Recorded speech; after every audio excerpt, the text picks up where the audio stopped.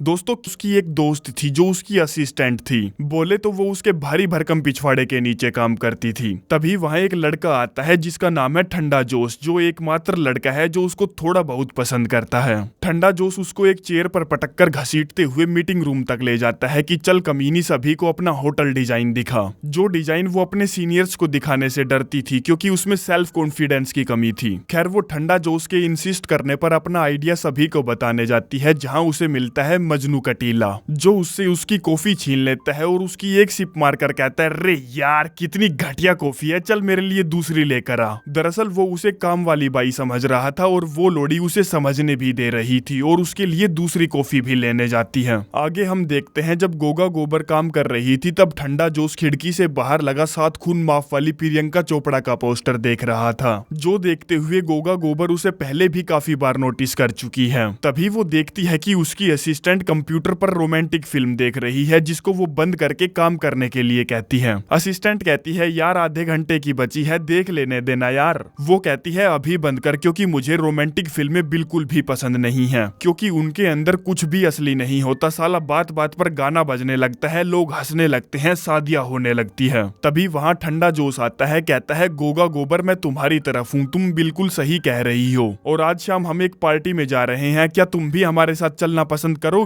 वो कहती है नहीं, मुझे पार्टियों में जाना बिल्कुल पसंद नहीं, क्योंकि लोग मुझ जैसी मोटी को वहाँ देखना पसंद नहीं करते, इसीलिए तुम्हें जाना है तो तुम जा सकते हो। जिस पर वो बेचारा अपना सड़ा सा चेहरा लेकर वहाँ से चला जाता है। असिस्टेंट कहती है मैंने आज तक बहुत सारी रोमांटिक फिल्में देखी है जिनके हिसाब से ठंडा जोश तुझे पसंद करता है। वो कहती है अरे यार क्या बात कर रही है, ठंडा जोश बहुत सेक्सी लोंडा है, वो मुझ जैसी आटे की बोरी को पसंद नहीं करेगा, क्योंकि मैंने उसको कई बार इन नंगे कपड़ों में पड़ी 7 खून माफ वाली को देखते हुए पकड़ा है, इसीलिए मुझे 1000% यकीन है कि वो मुझ जैसी भैंस पर बिल्कुल भी नहीं चढ़ेगा। असिस्टेंट कहती है देख दोस्त, तुझे इस दुनिया की सच्चाई देखने के लिए अपनी ये चर्बी के नीचे दबी हुई आंखें खोलनी पड़ेगी, तभी तुझे हकीकत दिखेगी। आगे जब वो ट्रेन से घर जा रही थी तब प्लेटफॉर्म पर उससे कोई उसका पर्स चुरा कर भागने की कोशिश करता है, लेकिन वो कमीनी उसे ऐसा करने नहीं देती, जिसमें वो उसके गोटों पर एक मस्त वाला घुसंड पिलाकर जिसमें से उतरता है मजनू कटीला, जो उससे सॉरी बोलता है और कहता है मैडम खूबसूरती की दुकान आपको देखकर मेरा पैंट में ही टपक गया, शायद मेरे ड्राइवर का भी यही हाल हुआ होगा आपको देखकर, इसीलिए उसने अपना कंट्रोल खो दिया। वो कहती है क्या मतलब तेरा पैंट में ही टपक गया, और तू मुझसे बात क्यों कर रहा है जबकि तूने आज तक मेरी तरफ देखा भी नहीं। मजनू कटीला कहता है मैम आप अपना आपा खो चुकी है, चलिए मैं आपको आपके घर ड्रॉप कर देता हूँ, जिसमें वो उस मोटी भैंस को अपनी गाड़ी में पटक कर उसके घर छोड़ने जाता है, जहाँ वो देखती है कि उसकी ये सदर बाजार वाली गली अचानक से इतनी प्रोफेशनल कैसे हो गई, यहाँ इतनी साफ सफाई क्यों है और हर जगह उसे ये फूलों की खुशबू क्यों आ रही है। तभी मजनू कटीला एक गुलाब का फूल लेकर उसके पास आता है और उस पर अपना मोबाइल नंबर लिखता है, जिन पत्तियों को तोड़कर वो उसकी झोली में डाल देता है और कहता है मुझे कॉल जरूर करना सेक्सी। वो कहती है बावड़ी गांडिन गुलाब की पंखड़ियों का गुलकंद बनाकर मैं तेरे पिछवाड़े में डाल दूंगी, साले ऐसे तेरे पास कॉल करने की संभावना 3.5 मिलियन में से एक बार है, चूतिया समझ रखा है क्या मुझे? वो कहता है हाँ ऐसे ही तुमसे मिलने की संभावना कई करोड़ों में एक बार थी, पर देखो मैं तुमसे मिला ना।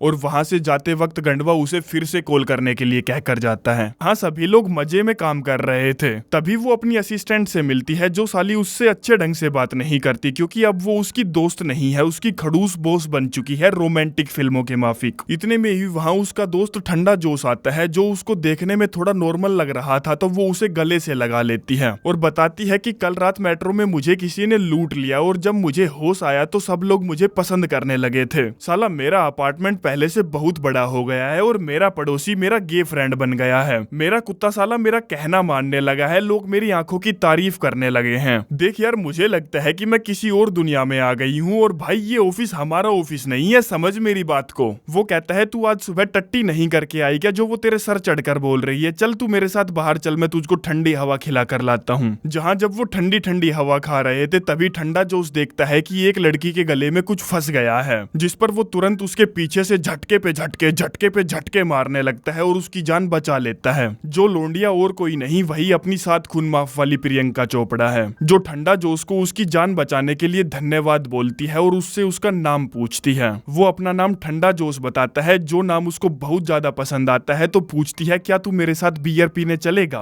वो कहता है क्या बात कर रही हो यार, मैं तेरे साथ ही बियर पीने चलूंगा, चल चलते हैं, ऑफिस वॉफिस अपनी गेंड मराए। गोगा अपने दोस्त को रोकने की कोशिश करती है, कहती है उसके साथ कहाँ जा रहा है, जानता भी नहीं है यार तू उसको। वो कहता है रे नहीं जानता हूँ तो जान जाऊंगा जब उसकी गहराई नापूंगा, तो ऐसी मॉडल की बार बार मारने का मौका कहाँ मिलता है। जो बोलकर वो उसके साथ चला जाता है, जिससे गोगा गोबर को बहुत ज्यादा गुस्सा आता है क्योंकि वो इस नकली दुनिया से अब तक परेशान हो चुकी थी। जिसका भांडा फोड़ने के लिए वो मेट्रो स्टेशन जाती है और एक गार्ड से कल रात की कैमरा रिकॉर्डिंग मांगती है, जो उसको कैमरा रिकॉर्डिंग देने से साफ साफ मना कर देती है। आगे वो उस चोर उचक्के को ढूंढने की कोशिश करती है, जिसमें वो इस काले कपड़े वाले से कहती है भीषड़ी के तू कल वाले चोर उचक्के जैसा दिख रहा है, चल मुझे एक घुसंड मार, थोड़ा बहुत इधर उधर घसीट, फिर मैं अपना सर लोहे के खंबे में मारूंगी और असली दुनिया में पहुंच जाऊंगी। जिसका ऐसा बर्ताव देखकर काले कपड़े वाला उससे डरकर वहां से भाग जाता है, जिस पर वो सोचती है कि मुझे किसी न किसी तरह इस घटिया दुनिया का एंड करना ही होगा। जिसमें वो आगे से आ रही ट्रेन के सामने आता है और उसे हथकड़ियां लगाकर थाने ले जाता है, जहां वो मदद के लिए किसी को कॉल करने का ट्राई करती है, पर उस भैंस की बच्ची को किसी का भी नंबर याद नहीं था। तभी उसे याद आता है कि मजनू कटीला ने अपना फोन नंबर उसे फूल की पंखुड़ियों पर लिख कर दिया था, जिन पंखुड़ियों को वो अपनी पॉकेट से निकालकर हवा में उड़ा देती है और किसी चमत्कार की तरह वो अपने आप ही लाइन में लग जाती है। वो फटाक से मजनू कटीला के पास कॉल करती है, जो उसको थाने से छुड़वा लेता है और उससे पूछता है बता मेरी जान तेरे साथ क्या हुआ था। वो उसको पूरी कहानी बताती है कि कैसे वो लोहे के खंबे से टकराई, जिसके बाद सारी चीजें बदल गई, लोग उसको पसंद करने लगे जैसे कि वो बहुत स्पेशल है, बिल्कुल किसी रोमांटिक फिल्म की हीरोइन की तरह। जो बोलते ही उसको समझ में आ जाता है कि वो किसी रोमांटिक फिल्म के अंदर है, जो साली तब तक खत्म नहीं होगी जब तक उसको किसी लड़के से सच्चा वाला प्यार नहीं होगा। मजनू कटीला कहता है मेरी जान अगली बार मत बोलना कि तू स्पेशल नहीं है, तू बहुत स्पेशल है, क्योंकि तेरी गहराई में जो पानी बहता है ना वो पानी मैं पीना चाहता हूँ, तो बता कब पिलाएगी। गोगा गोबर कहती है अगर तुझे मेरा पानी ही पीना है तो क्यों ना मैं तेरे साथ डिनर पर चलूं। आगे रात में वो मोटी लाल ड्रेस पहनकर उसके साथ डिनर करने पहुंचती है, जिसमें वो उसकी तारीफ करते हुए कहता है मेरी जान अगर मैं गुस्सेल सांड होता तो तुझे टक्कर जरूर मारता।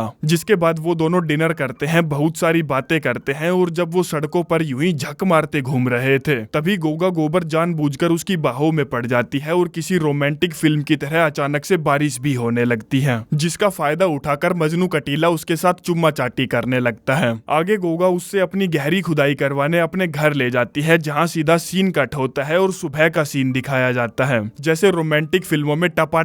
टप वाले सीन दिखाए नहीं जाते। जिसका मतलब ये था कि मजनू कटीला ने उसकी भारी भरकम नहीं मारी थी। वो बाथरूम से बाहर आता है, कहता है यार कल तो तेरी मार मार के मेरे पसीने छूट गए, और जैसे ही वो आई लव यू बोलने वाला होता है वो उसे रोक देती है और वहाँ ही पड़ी रहती है, क्योंकि ये उसका सच्चा प्यार नहीं था। आगे वो उसे एक पार्टी में ले जाता है, जो पार्टी 7 खून माफ वाली की थी, क्योंकि मजनू कटीला का भी उसका पुराना दोस्त था, जहाँ वो अनाउंसमेंट करती है कि वो कल सुबह ठंडा जोश से शादी कर रही है। जो सब सुनकर गोगा गोबर को बहुत जोर का झटका लगता है कि यार ये अचानक से क्या हो गया, जिसकी शादी तुड़वाने के लिए वो उसको अकेले में पकड़ लेती है और कहती है यार तू कुछ जल्दी जल्दी नहीं चल रहा है, या फिर मैं धीरे धीरे चल रही हूँ। देख तुझे उससे शादी नहीं करनी चाहिए क्योंकि तू उसको अच्छे से जानता भी नहीं है यार, तुझे मुझसे शादी करनी चाहिए क्योंकि मैं तुझे बहुत टाइम से जानती हूँ। वो कहता है अगर हम किसी को अच्छे से जानते नहीं है इसका मतलब ये नहीं है कि हम उससे शादी नहीं कर सकते, और रही बात जानने की तो यार मैं उसको जान जाऊंगा, पूरा जीवन पड़ा है, चल अब निकल ले यहाँ से, कल शादी में मिलते हैं। अगले दिन वो मोटी देरी से उठती है और ठंडा जोश की शादी तुड़वाने का पूरा मन बनाकर बावले गधे की तरह दौड़ती हुई चर्च की तरफ भागती है, क्योंकि ठंडा जोश 7 खून माफ वाले को अच्छे से नहीं जानता और ना ही वो उसको जानती है, और अगर वो ठंडा जोश को जानती है तो बता उसको कौन सी सब्जी पसंद है।